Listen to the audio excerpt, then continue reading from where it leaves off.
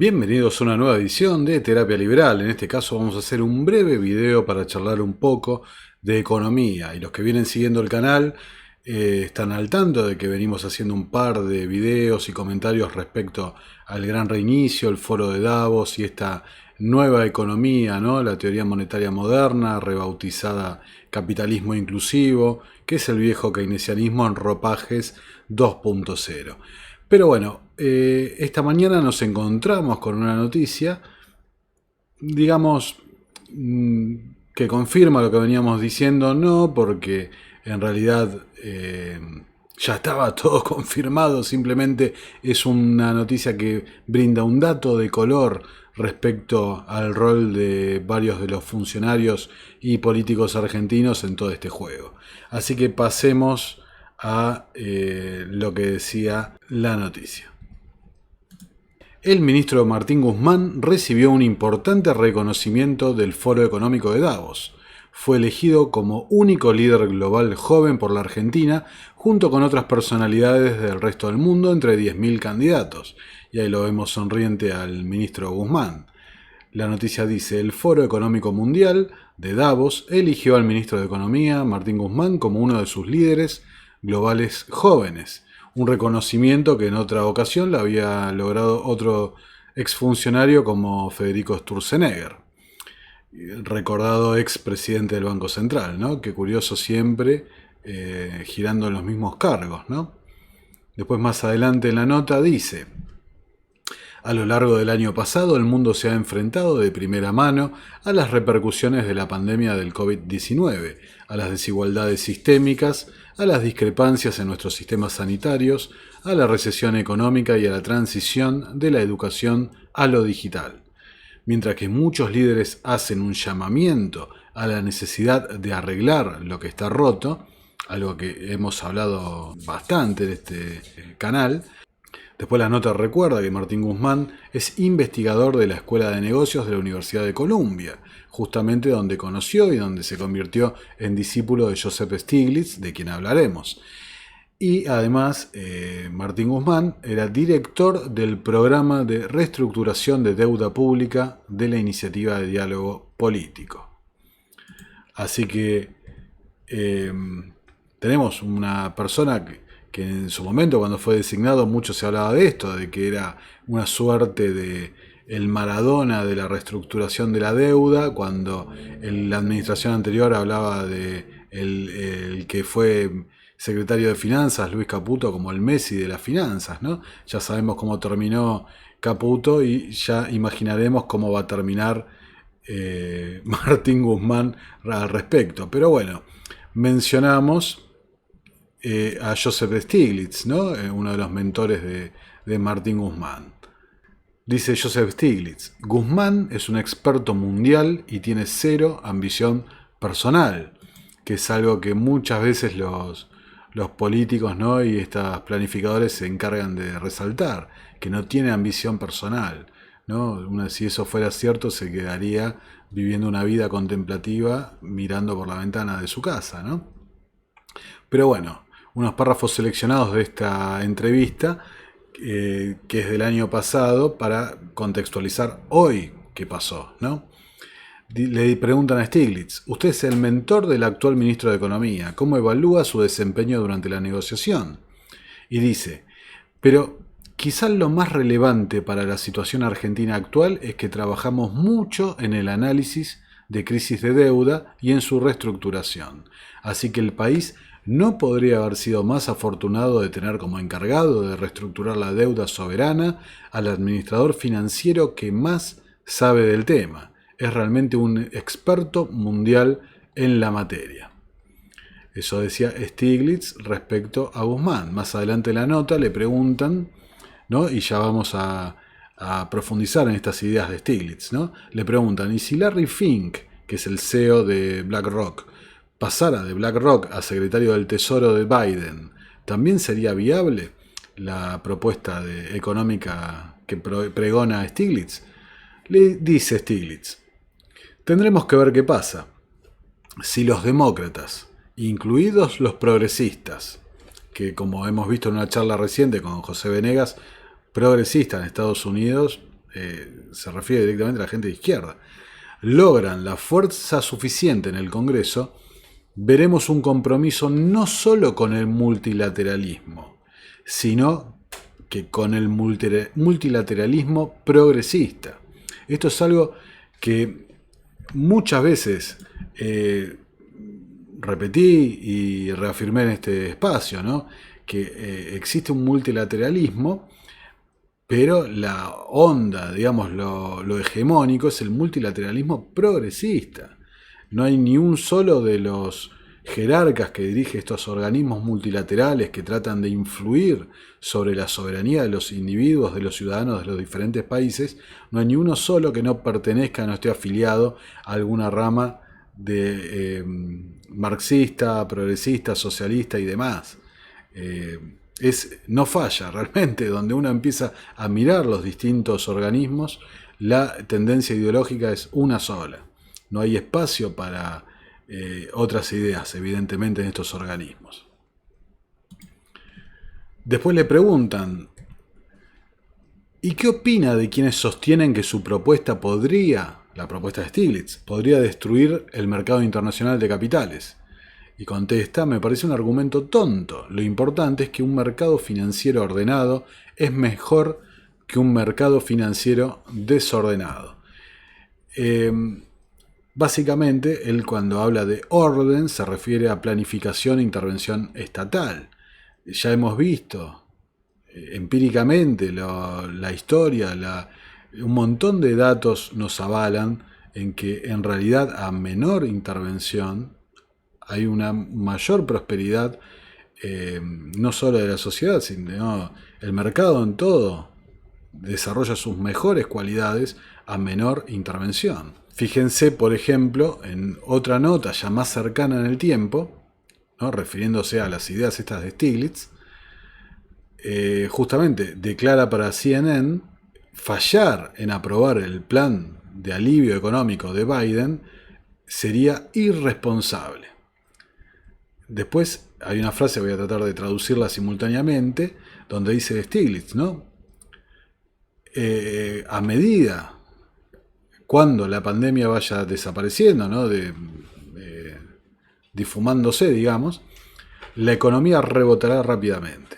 Y esto va a proveer una gran oportunidad, una buena oportunidad para que el gobierno federal norteamericano reestructure su sistema tributario, ¿no? Dice, el impuesto promedio es demasiado bajo para sostener las infraestructuras, las inversiones en infraestructura, tecnología y educación que un próspero siglo XXI necesita. Una economía próspera del siglo XXI necesita. Por supuesto, los que siguen este canal saben que esto que está diciendo Stiglitz a mí me parece una barbaridad. Simplemente hay un hecho muy simple que cualquiera puede remontarse al fabuloso libro de Henry Hazlitt, Economía en una elección, para interpretar la falacia de esto que dice Stiglitz. Los impuestos, ¿de dónde surgen? Surgen de los ciudadanos. Entonces, simplemente vas a empobrecer a los ciudadanos para enriquecer al Estado. Directamente habla de la necesidad de sostener e intervenir directamente en la educación, ¿no? Esta educación digital del siglo XXI. Les traje también, ¿no? Para que vean, de febrero de este año, el saludo de Martín Guzmán a Joseph Stiglitz en su cumpleaños, ¿no? Una muestra de obsecuencia. Gracias por darle tanto al mundo, le dedicaba Martín Guzmán a Stiglitz. ¿Y qué le ha dado Stiglitz al mundo, no? Se preguntarán. Bueno, Stiglitz al mundo le está trayendo el Congreso de Estados Unidos aprobó el plan de estímulo por 1.9 billones de dólares. Stiglitz le está trayendo al mundo un renacimiento de estas ideas keynesianas, interventoras de la economía, esta idea de que tanto los argentinos hemos escuchado, ponerle dinero al bolsillo a la gente, ¿no? Estimular el consumo, etcétera, etcétera, todas estas ideas keynesianas que ya han fracasado, pero tan rotundamente, que nosotros lo conocemos más que bien. La propia historia económica de la Argentina en los últimos 200 años desmienten categóricamente todas estas ideas económicas, ¿no? Que sirven no para solucionar la desigualdad, como ellos dicen, que es tema de otro video, sino que sirve para favorecer a una élite que son los primeros que acceden a este dinero, la élite financiera, y por el otro lado favorecer a una élite que amiga del poder que se beneficia de estos límites a la competencia y al libre mercado. Fíjense, ¿no? Por ejemplo, acá dice, según la Casa Blanca, esta ley histórica creará más de 7 millones de nuevos puestos de trabajo, abaratará los costos de salud y salvará vidas al impulsar la vacunación, etc., ¿no? Y el presidente afirmó igualmente que la pobreza se reducirá en los niños a la mitad, ¿no? Ya todos eslóganes buenistas, perfectos, fabulosos que hemos visto una y otra vez en la política argentina. La realidad es que la gente se empobrecerá más porque pagará más impuestos, habrá menos inversión, menos proyectos, menos empleo, más crisis. Eso es lo que le ha traído Stiglitz al mundo y eso es lo que felicita a Guzmán y etc. Y es lo mismo que hace Guzmán acá en el gobierno local. Pero bueno, entre tantos premios y elogios mutuos que se tiran esta gente con estas ideas de capitalismo inclusivo y demás, del gran reinicio y todo lo que ya hemos tratado, ¿cuál es la realidad? La realidad es que el mercado cree que el canje de deuda de Guzmán fue un fiasco y ya se habla de una nueva reestructuración, ¿no? Esta es la nota del 7 de marzo, hace unos días, ¿no? El Maradona de la reestructuración, etcétera, etcétera, ha conducido a una reestructuración que el mercado, la realidad económica considera un chiste, una farsa, una parodia. Para ser justos, no todo es responsabilidad de Guzmán, pero la teoría económica y toda una y otra vez las declaraciones del ministro van enfocadas al mismo tipo de pensamiento económico que no tiene ningún tipo de sustento más que justificar la expropiación sobre la propiedad privada, la intervención pública y la subordinación del ciudadano contra el Estado omnipotente burocrático que maneja todo, ¿no? El capitalismo inclusivo que pregona Stiglitz, ¿de qué se trata? Se trata de eso, del viejo ropaje del socialismo reconvertido a un 2.0 para justificar la aparición e intervención del Estado en absolutamente todos los aspectos de la vida del ciudadano. Fíjense que la nota dice: la deuda argentina volvió a niveles previos a la reestructuración, es decir, cuando se encontraba en default.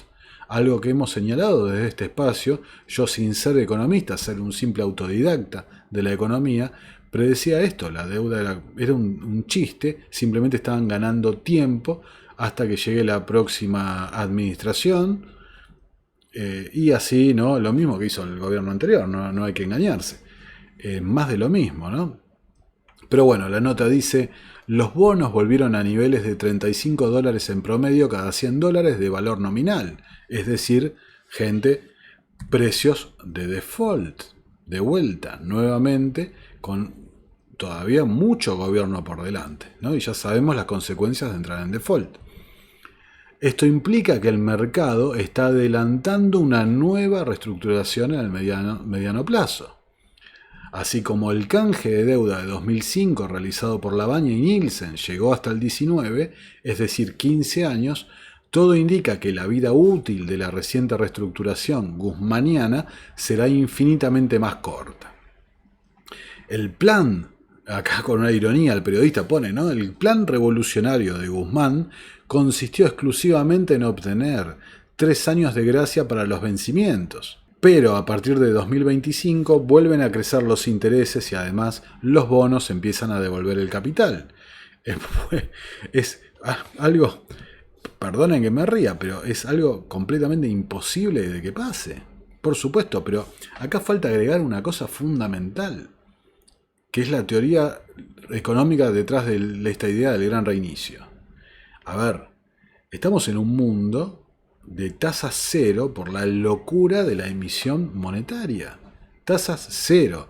Entonces, conseguir 3 años de gracia para después terminar pagando un 30% de interés en un mundo que paga cero, bueno, ¿dónde está el éxito de eso? Ningún lado, ningún lado. Dice el periodista, ¿no? En Wall Street la opinión es unánime. Alberto Fernández le deja una verdadera bomba de tiempo a la próxima administración, incluso si es de su mismo signo político.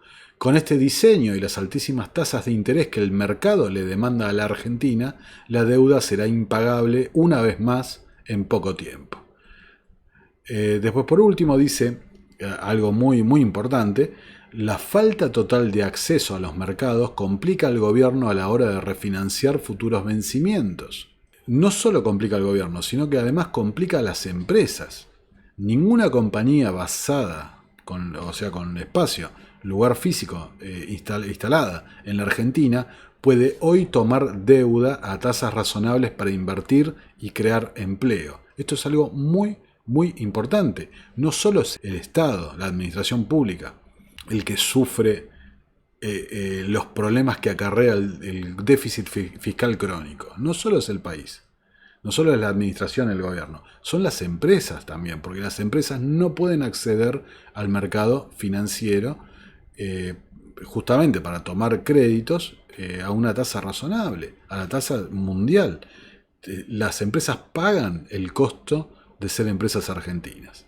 Entonces termina diciendo: el país vuelve a quedar totalmente aislado y sin esperanza de un repunte en la medida que las tasas se mantengan en niveles exorbitantes. En la última semana, mientras el riesgo país rozaba los 1.600 puntos, Perú realizó una nueva emisión internacional por 4.000 millones de dólares con bonos a 20, 30 y 40 años con una tasa inferior al 3% anual en dólares. Bueno, dicho esto, lo único que resta es aclarar, ¿no? Porque si hay algún desprevenido, dice: la deuda argentina sigue creciendo, ya supera el 100% del PBI, y acá es lo importante: respecto a donde lo dejó la administración Macri, la deuda bruta aumentó en 9.183 millones de dólares. Entonces, de vuelta, tenemos una política local económica basada en estas ideas de intervencionismo, de emisión de déficit, para impulsar una demanda que, en lugar de impulsarla, cada vez la matan y la aprietan más, ¿no? Entonces, una política completamente fallida que en cierta manera se pueden resumir así como los últimos 100 años de la política económica argentina, y este modelo argentino fracasado rotundamente, gente como Stiglitz, Klaus Schwab, el Foro de Davos y demás, lo quieren exportar al mundo, ¿no? Ya imaginamos cuál va a ser el futuro, el desenlace de estas ideas. Simplemente basta con ver la realidad de la Argentina. Bueno, tras este breve video tratando de economía, un tema del que no hablábamos hace rato, me despido. Les agradezco como siempre que le den me gusta, que compartan el material, que se suscriban al canal, los leo en los comentarios, y nos estamos viendo en una próxima y nueva edición de Terapia Liberal, con este nuevo formato que va tomando forma cada vez más. Muchas gracias por estar ahí y nos estamos viendo en una próxima edición.